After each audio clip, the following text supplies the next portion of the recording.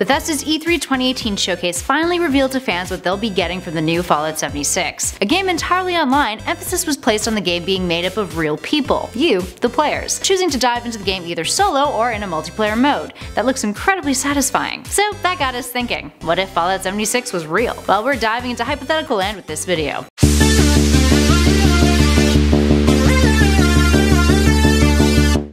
The latest installment of the franchise definitely caters to more interaction amongst players, and the dynamics of working together, surviving together, and fighting together go beyond what we've experienced as the lone hero in previous Fallout games. For starters, let's take a look at the game's setting. This time around, we're in West Virginia, only 20 years after the war ended, and the Fallout has settled. Compared to the environment in other Fallout games, locale is significantly more dangerous and unpredictable. If it were the real world, it seems very likely that 20 years may be treading on thin ice. Depending on how much of the area was affected by nuclear warfare, radiation would likely still be quite high, putting people at risk of becoming ill and dying before they even made any sort of contact with other people. But if they do come into contact with another survivor, chances are that that person may be severely affected by radiation as well. Who knows what could impact them psychologically, which potentially makes them dangerous to your well-being. Regardless, there would be a whole lot of hostility present. That being said, the wasteland can be a scary place. If you were to exit a vault and find another dweller who also recently left the safety of their vault, chances are you'd be able to make friends with them pretty fast, and also identify them thanks to their vault jumper. This background as a dweller could help foster bonds that turn into companionship and friendship, coming together with the goal of surviving, rebuilding, and having a buddy who has your back in the face of combat. Speaking of combat, fighting with friends would be easier in the real world too. I mean, you could tag team threats. Mutated animals that still look familiar would be running rampant all over the place, and that definitely would make your adventures out in the wasteland feel a lot more like a horror movie. And that's not something you want to experience alone. But let's talk about the most terrifying aspect of Fallout 76 that was revealed: the nuclear missile sites. What has been described as a dynamic game system for the new title would absolutely be devastating in the real world. Sure, going around hunting down nuclear missile launch codes is a dandy old time when you're with your friends, and the possibility of crafting new alliances over them with other players in multiplayer mode is really cool. But if that were in real life, well, when you choose to strike an area on the map with your missile, the fallout would be atrocious, and go beyond just affecting one area. Not only does it potentially harm you in the long run, but it could also do a lot of damage to you psychologically. The threat of having unknown individuals who also share the wasteland with you potentially dropping a nuclear missile on you and your friends whenever their heart desires is really scary. That would breed a lot of paranoia, a lot of distress, a lot of distrust, and ultimately threaten to harm your newly crafted society more than it would bring it together. There also wouldn't be much left in terms of rare or valuable resources. Those areas would be completely worthless. So overall, aside from serving some seriously overrated vengeance, launching nuclear missiles at one another in real life has more dire consequences than benefits. And I mean, that should